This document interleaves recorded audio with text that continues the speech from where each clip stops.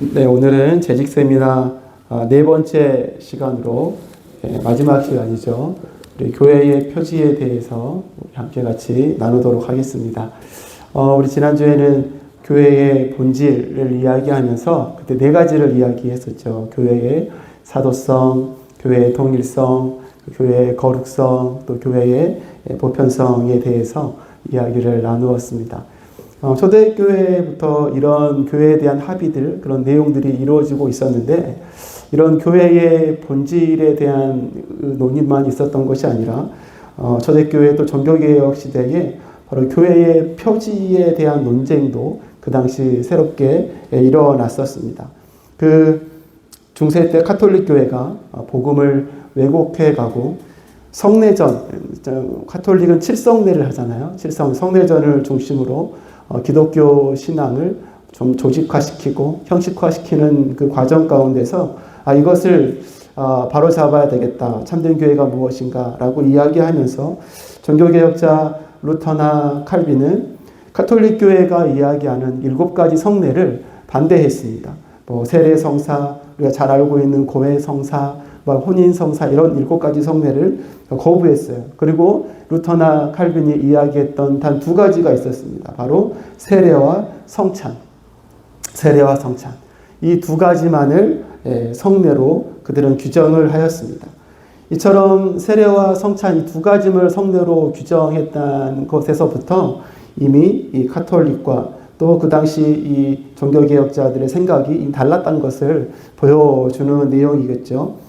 이처럼 종교개혁 시대에 이런 것들을 정함과 동시에 그 당시 놀라운 변화가 하나 있었는데, 그 당시에 많은 교회들이 좀 흩어지고 나눠지고 분열되어져 가는 과정이 있었습니다. 개신교 안에서도 여러 갈래로 교회가 갈라지고 종파가 생기고 이제 분열이 되었던 시기였어요.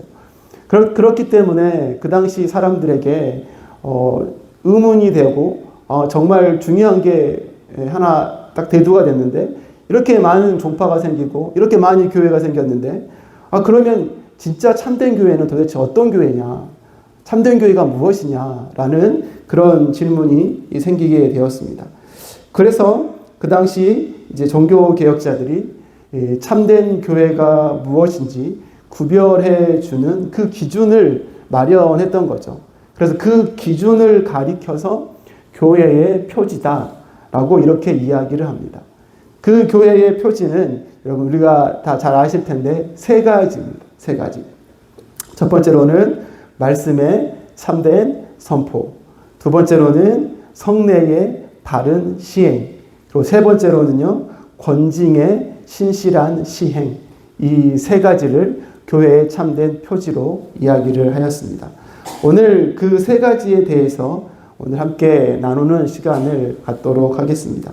먼저 참된 교회의 표지인 첫 번째, 바로 말씀의 참된 선포입니다. 참된 교회의 첫 번째 표지는 바로 이 참된 진리의 말씀을 바르게 잘 전파하는 교회가 참된 교회다라는 이것이죠. 이것은 교회의 표지가 3가지 있다고 말씀했는데, 그 표지들 중에 표지, 으뜸이라고 해도 과언이 아닐 만큼 중요한 것이죠. 왜냐하면 말씀의 선포는 성례나 권징이 없어서도 존재할 수 있는 겁니다. 그런데 반대로 성례나 권징은 뭐가 없으면 안 돼요? 말씀이 없으면 존재할 수 없는 것입니다. 또한 교회는 이 말씀의 기초 위에 세워졌고, 또 그 말씀을 수호해야 될 사명이 교회에 있는 것이죠. 그렇기에 말씀의 참된 선포가 일어나는 교회, 그것이 진짜 교회이고 바른 교회다라는 그 기준이 되었던 것이죠. 지금도 교회 안에서 여러 가지 많은 이야기들이 있지만, 하나님께서 직접적으로 예언하는 경우, 계시하는 경우 다 없다, 이렇게 완전히 그렇다라고 할 수는 없을 수 있겠죠. 그러나 그런 방식이 모든 사람에게 일반화된 건 아니잖아요. 혹여 그런 일이 있다고 하여도 교회 안에서의 기준은 분명합니다. 뭐죠? 하나님의 말씀인 것입니다. 말씀으로 검증해야 되고 말씀으로 기준 삼아서 판단해야 되는 것이죠. 이처럼 교회가 바른 교회인지 잘못된 교회인지 그 기준, 말씀이 그 공동체 안에서 바르게 선포되어지냐 아니냐 그 기준이었던 것입니다. 그 신앙 고백서들을 좀 보면 스코틀랜드 신앙 고백서입니다. 18조에 나와 있는 내용인데 이 신앙 고백서에는 참된 교회란 이렇게 이야기를 했습니다. 참된 교회는 어떤 교회냐? 하나님께서 우리에게 자기 선지자들과 사도들에게 성경을 기록하게 하셨으며 우리에게 하나님께서 계시하신 것을 하나님의 말씀으로 참되게 선포하는 것. 이것이 참된 교회다라고 이 스코틀랜드 신앙 고백서에는 이야기를 해주고 있어요. 그리고 네덜란드 신앙 고백서인 벨직 신앙 고백서에도 마찬가지로 참된 교회를 이렇게 이야기하고 있습니다. 참된 교회란 복음의 순수한 교리를 설교하며 말씀에 위배되는 것은 무엇이든지 거부하고 예수 그리스도를 교회의 유일한 머리로 인정하고 있는가? 이것이 참된 교회를 이야기하고 판단하는 기준이 되어야 된다라고 가르쳤던 것이죠. 여러분 결국 교회가 복음 앞에 또 얼마나 바르게 또 순수하게 서 있느냐. 교회 안에서 그 하나님의 말씀이 왜곡됨 없이 바르게 증거되어지고 선포되어지느냐. 그러면 이것이 교회의 참된 교회를 알려주는 표지였다라는 것을 보여주고 있는 것입니다. 그렇다면 여러분 우리가 이것을 생각했을 때 과연 말씀을 참되게 전파한다라는 것이 무엇인지도 우리가 알면 좋을 것 같습니다. 참되게 말씀을 전파한다는 것의 기준, 여러분 그것은요 바로 성경 말씀을 최고의 권위로 여기면서 말씀을 선포하는 것, 이것이 말씀을 바르고 참되게 선포한다는 의미입니다. 말씀을 전하는 자에게도 여러분 권위가 있잖아요. 그렇죠? 말씀을 전하는 자에게 권위가 있습니다. 그런데 여러분 이 권위가 말씀을 전하는 자의 권위입니까? 그건 아니잖아요. 말씀을 전하는 자가 권위 있는 이유는 무엇입니까? 권위 있는 하나님의 말씀을 가르치고 선포하기 때문에 권위 있는 것이죠. 사람에게서 권위가 나오는 것이 아니라 하나님의 말씀의 권위인 것입니다. 그렇기 때문에 참된 교회는 이 말씀의 전파자를 말씀과 같이 또 말씀보다 더 높은 권위를 사람에게 부여해서는 안 된다는 것이죠. 말씀보다 높은 사람 있을 수 없는 거죠. 말씀보다 더 힘이 있는 목사님의 말씀. 여러분 그건 잘못된 것이죠. 말씀의 전파자가 말씀의 권위를 가로채면 여러분 그것은 하나님의 징계의 대상이 되는 것 아니겠습니까? 그 사람의 하나님의 말씀이 아니라 그 사람의 생각과 사상을 이야기하는 것에 불과하고 마는 것이죠. 그렇다면 그 교회는 참된 교회라 이야기할 수 없는 것입니다. 온전히 하나님의 말씀의 권위를 100% 인정하고 모든 성도들이 그 말씀의 권위 앞에 순종하고 그 말씀이 전혀 사람과 생각과 세상의 생각에 흔들리지 않고 바르게 선포되는 것, 이것이 말씀을 참되고 바르게 선포한다라는 것이죠.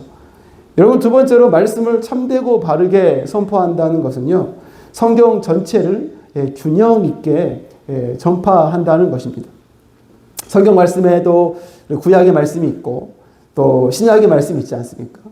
또 성경 말씀 보면 죄와 책망과 하나님의 심판과 저주에 대한 경고도 있잖아요. 그리고 또 어떤 면은 어때요? 위로와 또 소망과 또 격려의 말씀도 분명히 있단 말이죠. 근데 위로와 소망과 격려의 말씀만 계속하고 심판하고 하나님께서 싫어하시고 정죄하신다는 말씀을 한마디도 안 한다면 바른 선포가 아니라는 것이죠. 내세의 소망을 말할 뿐만 아니라 현실의 삶에 대한 책임도 같이 이야기를 해야 되는 것입니다. 하나님을 향한 의무, 세상을 향한 의무, 바르게 공정하게 균형 있게 이야기를 해야 하는 것이죠. 어느 한쪽이라도 치우치게 선포한다면 그것은 바르게 선포하는 것이 아니라는 것입니다. 우리가 신약 시대에 살고 있으니까 목사님 신약 말씀이 더 중요해요. 우리가 신약 말씀만 잘 알면 돼요. 신약만 공부해요. 신약 설교만 해주세요. 우리 신약 성경 공부만 할 거예요. 구약은 옛날 거잖아요. 신약 별로 안 중요해요. 여러분 이렇게 할 수 없다는 것입니다. 균형 있게 모두가 다 중요한 하나님의 말씀임을 우리가 알고 바르게 선포해야 한다는 것이죠. 이것이 참되게 선포한다는 것의 의미입니다. 또한 말씀을 참되게 선포한다는 것은요, 성경에 무엇을 더하거나 빼는 일이 없어야 한다는 것이죠. 성경은 조그마한 가감도 여러분 허락하지 않는 책입니다. 이 땅에 살아가는 우리 피조물된 인간의 죄의 해결과 구원과 거룩한 생활에 대한 모든 것을 다 담고 있는 책이기 때문에, 어느 것 하나 부족함 없이 완벽한 것을 담고 있는 책이기 때문에 우리는 이 성경 말씀의 1.1획도 우리가 더하거나 빼서는 안 된다는 것이죠. 이해하기 어렵다고, 현대과학과 어울리지 않는다고 삭제해버리고, 내 생각이 좀 더 좋은 것 같고 이게 좀 논리적인 것 같다고 이것을 하나님 말씀에 추가하고, 여러분 이건 있을 수 없다는 것입니다. 그렇게 한다면 이것은 말씀을 바르게 전파하는 것이 아니라는 것이죠. 여러분 마지막으로 또 말씀을 바르게 전파한다는 것은 사도신경에 대한 고백의 내용을 그대로 믿고 전파하는 것입니다. 여러분 우리가 믿어야 할 기본적인 내용, 그 핵심의 내용을 여러분 축약하고 간단하게 딱 고백할 수 있도록 만들어 놓은 것이 사도신경이지 않습니까? 사도신경은 사도들의 믿음의 고백을 가르쳐 주고 있는 거죠. 그들의 사도들의 고백이었습니다. 그 고백 속에는 삼위일체 하나님, 그리고 천지를 창조하신 하나님, 예수 그리스도의 초림과 또 죽음과 부활과 또 재림에 대한 모든 내용들을 다 담고 있는 것입니다. 따라서 참된 교회는 이러한 내용들을 어느 하나도 빼지 않고 100% 그 모든 것을 믿음으로 받아들이고 그 믿음 위에 말씀을 전파하는 것이 말씀을 참되고 바르게 전파하는 것이다 라고 할 수 있겠습니다. 사랑하는 여러분, 바로 우리 교회 또한 이 말씀을 참되고 바르게 전파함으로 참된 교회의 표지를 잘 나타내는 우리 교회가 되어야 하겠습니다. 두 번째로 참된 교회의 표지는 성례의 바른 시행입니다. 마태복음 28장 19절에 보면 이렇게 되어 있죠. 그러므로 너희는 가서 모든 민족을 제자로 삼아 아버지와 아들과 성령의 이름으로 세례를 베풀고, 이렇게 예수님께서 명령하신 말씀이에요. 이와 같은 성례는 제 발음이 좀 새는 것 같죠? 성례는 이해해 주세요. 세례와 성찬, 이해하시죠? 세례와 이 성찬을 성례라고 하는 것입니다. 말씀과 결코 분리될 수가 없는 것이죠. 왜냐하면 성례는 그 자체가 어떠한 고유한 내용을 가지고 있는 것이 아니라 그 내용이 하나님의 말씀과 이렇게 연결되어서 매우 의미 있는 것이기 때문인 것입니다. 이 성례라는 것은 사실상 말씀의 가시적인 선포라라고 이야기하는데요. 하나님의 말씀이 우리에게 보여지는 선포다라는 의미가 있는 거죠. 우리가 설교를 들을 때 우리가 목사님을 통해서 하나님의 말씀이 선포되면 우리가 그 말씀을 듣잖아요. 그리고 우리는 그 말씀을 듣습니다. 근데 그 들리는 하나님의 말씀이 눈에 보여지는 말씀으로 나타내는데 그것이 바로 성례라는 것이죠. 예수님의 피와 예수님의 살을 의미하는 그 떡이 우리 가운데 떼어지고 나누고 이런 것처럼 예수님의 말씀이 우리 눈에 보여지는 것, 눈에 보여지는 말씀의 선포, 그것이 바로 성례인 것이죠. 여러분 그렇기 때문에 여러분 이 성례는요 아무나 할 수 있는 것이 아닙니다. 말씀의 선포, 보이는 말씀의 선포잖아요. 그래서 성례는요 말씀의 합법적인 여러분 사역자들에 의해서 하나님께서 세우신 제도에 따라서 시행이 되어야 하는 것이죠. 뿐만 아니라 교회에서도 자격을 갖춘 그런 믿음을 고백하는 교인들이 이것을 참여하고 함께 시행해야 된다는 것입니다. 여러분 웨스트민스터 신앙고백서에 보면 성례에 대해서 이런 이 고백이 있습니다. 가르침이 있는데요. 성례는 하나님께서 직접 제정하신 은혜 언약의 거룩한 표지요 인치심이며 그리스도와 그의 은혜를 대변하며 그리스도 안에 있는 우리의 유익을 확증하는 것이다. 성례는 또한 교회에 속한 사람들과 세상 사람들을 가시적으로 구분하게 할 뿐 아니라 교인들로 하여금 그리스도 안에서 그의 말씀을 따라 하나님을 성심을 다해 섬기게 한다. 여러분, 성례는 하면서 이렇게 가르치고 있는 것입니다. 신앙 고백서는 이러한 성례를 표지이며 신자에게 유익을 확증하는 것이라고 가르치고 있어요. 이처럼 성례를 교회의 표지로 고백하는 까닭은 바로 이 성례가 복음의 약속을 보증해 주는 방법이 되기 때문입니다.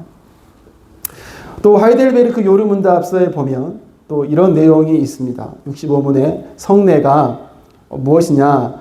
우리의 죄를 사하여 주시며 은혜로 영원한 생명을 우리에게 주신다는 사실을 어떻게 해요? 더 잘 이해하도록 해 주시고 보증해 주시는 것이다. 성례를 이렇게 설명을 하고 있는 것입니다. 이처럼 성례는요, 복음을 통하여 듣게 된 구원의 유익을 우리의 눈으로 보게 하는 표지인 것입니다. 교회는 이러한 성례의 시행을 통해서 참된 교회의 표지를 드러내는 것이죠. 여러분, 우리 교회도 이러한 성례를 바르게 시행하는 그런 참된 의미를 가지고 시행하는 교회가 되어야 할 것입니다.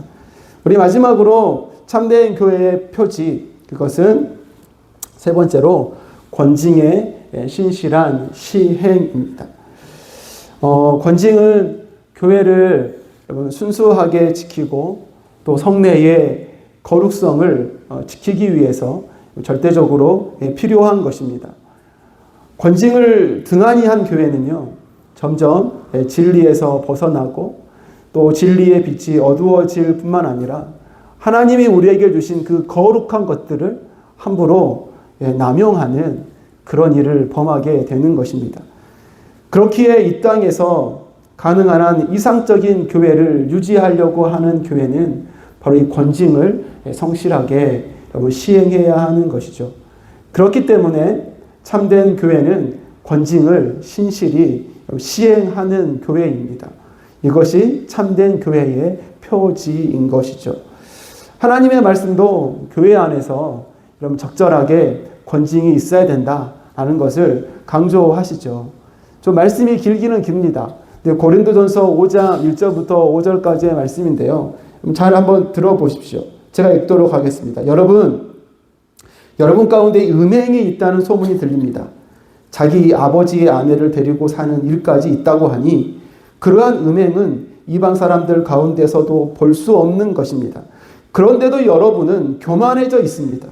오히려 여러분은 그러한 현상을 통탄하고 그러한 일을 저지른 자를 여러분 가운데에서 제거했어야 하지 않았겠습니까? 나로 말하면 비록 몸으로는 떠나 있으나 영으로는 함께 있습니다. 마치 여러분과 함께 있듯이 그러한 일을 저지른 자를 이미 심판하였습니다. 우리 주 예수의 이름으로 여러분이 모여 있을 때에 나의 영이 우리 주 예수의 권능과 더불어 여러분과 함께 있으니 여러분은 그러한 자를 당장 사탄에게 넘겨주어서 그 육체는 망하게 하고 그의 영은 주님의 날에 구원을 얻게 해야 할 것입니다. 고린도 교회를 향한 사도 바울의 편지인 것이죠. 고린도 교회 안에 음행한 자들이 있었대요. 그런데 고린도 교회 성도들은 그러한 악함을 통탄에 여기지 않고 교회 안에 일어나고 있는 그 악함을 쫓아내지도 않았다는 것입니다. 아무렇지도 않게 그냥 받아들이고 있었다는 것이죠. 무감각해 있었어요. 그러한 교회를 향해서 그 악함에 대해서 적극적으로 권징을 실시해야 한다라고 사도 바울은 이야기를 하고 있는 것이죠. 여러분, 오늘날 교회가 안고 있는 문제들 가운데 한 가지가 바로 이 신실한 권징의 부재이다라고 많은 사람들이 이야기를 합니다. 불의한 일들을 뻔히 보고 있으면서도 권징을 하지 못하는 경우가 교회 안에 많이 있다는 것이죠. 이것은 실로 교회의 순수함을 깨트리는 치명적인 요소가 아닐 수 없을 것입니다. 교회의 순수성과 거룩성을 유지하기 위해서 교회는 권징을 신실하게 시행해야 하는 것이죠. 여러분, 우리가 잘 알고 있는 칼빈의 기독교 강요에 보면 이 권징의 목적을 여러분 세 가지로 이야기를 해주고 있습니다. 권징의 목적. 첫 번째는 이것입니다. 추악하고 부끄러운 생활을 하는 자들에게서 그리스도인이라는 이름을 빼앗으려는 것인데, 그 이유는 거룩한 교회가 그들로 인해 악하고 타락한 자들의 음모단체라는 인상을 주어 하나님에게 치욕이 되기 때문입니다. 그러므로 교회에 가장 신성한 이름에 수치를 씌우는 일이 없도록 하기 위하여 그리스도인이라는 이름을 더럽히는 악행을 하는 사람들에게 교회는 권징을 실시하는 것입니다. 자, 좀 길어서 반만 PPT를 만들어 놨습니다. 이런 이유 때문에 칼빈은 권징을 해야 된다라는 것이죠. 즉 뭡니까? 하나님의 영광을 가리고 교회를 욕되게 하고 또 하나님의 이름을 더 이상 더럽히지 않도록 하기 위해서 권징을 실시해야 한다는 것입니다. 그것이 교회의 순수성과 거룩성을 지키는 길이다. 칼빈을 이야기했다는 것이죠. 여러분, 칼빈이 이야기한 이 목적 중에 두 번째가 이것입니다. 두 번째는 악한 사람들과의 교제로 인해서 선한 사람들이 타락하는 일이 없도록 막기 위함이다 라고 이야기를 했어요. 무슨 말씀인지 알겠죠? 나쁜 행실을 보면 우리도 바른 생활을 버리고 또 다른 길로 끌려가기가 쉬운 사람들이기 때문에 그들과의 거리를 두고 그 악한 것을 제하기 위함이라는 것입니다. 적은 누룩이 온 덩이에 퍼지는 것처럼 누구나 악한 행실을 따라 행할 수 있는 것이죠. 그래서 사귐을 금하기 위한 목적으로 권징을 시행해야 한다라고 칼빈은 이야기를 했어요. 여러분, 이러한 유혹은 누구나 다 마찬가지겠지만 그 중에서도 새신자들이나 또 초신자들에게는 더욱 강력한 유혹이 될 수 있을 것 같습니다. 교회 다니는 사람도 이렇게 할 수 있구나. 예수님 믿는다고 하는 사람도 이렇게 사는 거구나. 그럼 이처럼 잘못된 생각과 잘못된 행실을 금방 습득할 수 있다는 것이죠. 그렇기에 여러분, 권징을 통해서 연약하고 선한 사람들이 그리고 어느 누구라도 넘어지지 않도록 하기 위해서 교회는 신실하게 권징을 시행해야 하는 것이죠. 칼빈은 세 번째로 이런 이야기를 했습니다. 세 번째, 권징을 실시하는 목적, 바로 죄를 범한 사람이 권징을 통해서 회개하도록 하기 위함이다라는 거죠. 자기의 악행에 대한 그런 징벌을 받고 그가 그것을 선하게 받아들임으로 말미암아서 그 안에서 회개하고 돌이켜서 그가 참되고 바른 길로 돌아오도록 하기 위함이다라는 것이죠. 즉 권징의 목적은 죄를 범한 사람을 심판하는 데 목적이 있는 것이 아니라 그 사람이 회개하고 다시금 여러분 옳은 길로 돌아오도록 하는데 더 큰 목적이 있는 것입니다. 그렇기에 권징은 여러분 꼭 필요한 것임을 우리가 기억해야 할 것입니다. 여러분, 이러한 권징을 교회가 실시할 때에도 우리가 몇 가지 생각해야 될 그런 권징의 실시의 기준이 있는 것 같습니다. 그 몇 가지를 잠깐 나누고 오늘 세미나를 마치도록 할 텐데요. 첫 번째로 권징을 시행하는 데 있어서 기준인 것입니다. 첫 번째는 권징은 성경의 기준에 따라서 철저하게 시행되어야 한다는 것이죠. 교회는 여러 사람들이 모인 곳입니다. 그리고 일정한 질서를 또 유지하고 또 혼란을 막아야 하는 부분도 있죠. 또 그래서 교회는 서로 권면하고 또 덕을 세우기 위해서 조직을 만들고 또 제도를 만들고 규범을 만듭니다. 그리고 신앙 고백이나 신조를 만들고 직분자를 세우고 그들에게 각자 임무와 또 자격들을 또 알려주고 제공해 주는 거죠. 여러분, 이렇게 세워진 모든 것들이 여러분 어디의 기준에 따라서 세워진 것입니까? 세상의 방법이 아니라 반드시 그 모든 것들이 성경적인 표준, 성경적인 기준에 따라서 세워졌고 진행이 돼야 된다는 것이죠. 권징을 실시함에도 있어서 마찬가지인 것입니다. 절대적으로 세상의 기준이 아니라 성경의 표준에 따라서 성경의 기준에 따라서 철저하게 시행되어야 하는 것이죠. 여러분, 두 번째 기준이 이것입니다. 권징, 아까도 겹치는 부분이 있지만 권징을 시행함에 있어서 기준이 되는 것은요, 권징은 회개를 목적으로 시행해야 된다는 것이죠. 만일 교회 안에서 질서를 어지럽게 하는 사람이 있다면, 그리고 이단을 퍼뜨리거나 또 범죄하는 자가 있다면 교회는 그에 대한 적절한 조치를 여러분 해야 합니다. 근데 교회는 그 조치를 취함에 있어서 먼저 주님께서 우리에게 가르쳐 주셨던 그 죄인을 불쌍히 여기는 마음이 우리 공동체 안에 있어야 하는 것이죠. 70번씩 7번이라도 용서하라는 그 예수 그리스도의 말씀 따라 죄인을 품을 수 있는 넓은 아량이 이 공동체 안에 있어야 하는 것입니다. 그럼에도 불구하고 또 교회의 질서와 순결에 치명적인 영향을 끼칠 만한 일들이 있다면, 당연히 예수님처럼 성전을 청결케 하셨던 것처럼 그렇게 교회의 권징을 시행해야 하는 것이죠. 그런데 그 권징의 시행함에 있어서 결코 우리가 놓지 말아야 될 것은, 그 권징은 실패하고 죄를 범한 사람을 주님께로 다시금 돌아오게 하는 것, 회복하게 하는 것이 목적이며 기준이 되어야 한다는 것이죠. 어떤 교회의 조직과 사람의 어떤 이익을 위한 수단이 된다면 그것은 잘못된 권징이라는 것입니다. 사람을 세우고 회복하고 회개하도록 하는 것, 여러분, 그것이 권징 시행에 있어서 중요한 기준이 된다는 것을 우리는 기억해야 할 것입니다. 세 번째입니다. 권징은 적절한 절차에 따라서 시행이 되어야 한다는 것입니다. 아무렇게나 하면 안 된다는 것이죠. 교회는 권징을 실시할 때 세심한 주의를 기울여야 합니다. 너무나 좀 민감한 부분이잖아요. 오해하거나 또 잘못 알거나 그걸로 권징을 해서는 안 된다는 것이죠. 세세히 주의를 기울여서 하되 그 근거를 철저하게 말씀의 절차에 따라, 말씀의 근거에 따라서 시행을 해야 하는 것입니다. 마태복음 18장에 여러분 이런 말씀이 있습니다. 내 형제가 너에게 죄를 짓거든 가서 단 둘이 있는 자리에서 그에게 충고하여라. 그가 너의 말을 들으면 너는 그 형제를 얻은 것이다. 그러나 듣지 않거든 한두 사람을 더 데리고 가거라. 그가 하는 모든 말을 두세 증인의 입을 빌어서 확정 지으려는 것이다. 그러나 그 형제가 그들의 말도 듣지 않거든 교회에 말하여라. 교회의 말조차 듣지 않거든 그를 이방 사람이나 세리와 같이 여겨라.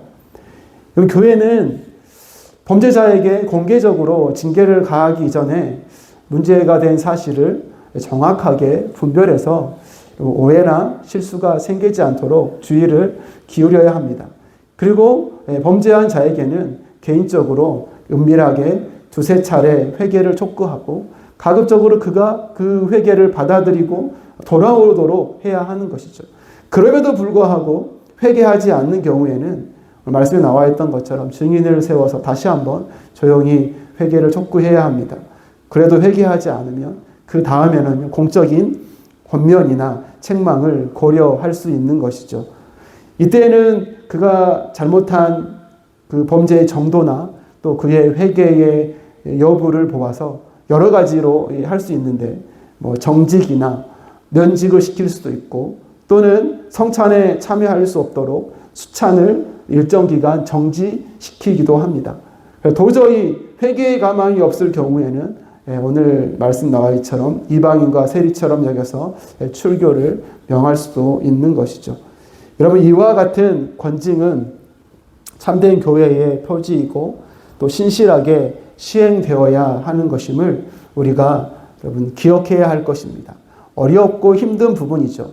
그렇지만 이것이 우리의 교회를 거룩하게 지키는 일이요 참되게 세워가는 일이라는 사실을 우리가 분명히 기억해야 될 것입니다. 세미나를 마치도록 하겠습니다. 여러분, 오늘은 참된 교회의 표지에 대해서 함께 나눴습니다. 교회 이름만 걸고 또 교회 간판만 있다고 해서 참된 교회가 아니죠. 십자가를 걸고 또 안정적인 조직을 갖췄다고 해서도 참된 교회는 아닌 것입니다. 참된 교회는 오직 여호와 하나님의 말씀이 참되고 바르게 여러분 선포되고 성례를 정당하게 시행을 하고 그리고 권징을 신실하게 시행하는 교회가 참된 교회라고 했습니다. 우리 교회가 이런 교회의 표지들을 잘 드러내므로 참된 교회로 잘 세워져서 하나님의 귀한 사역을 앞으로도 쭉 계속 잘 감당하는 우리 교회가 되길 간절히 소망합니다.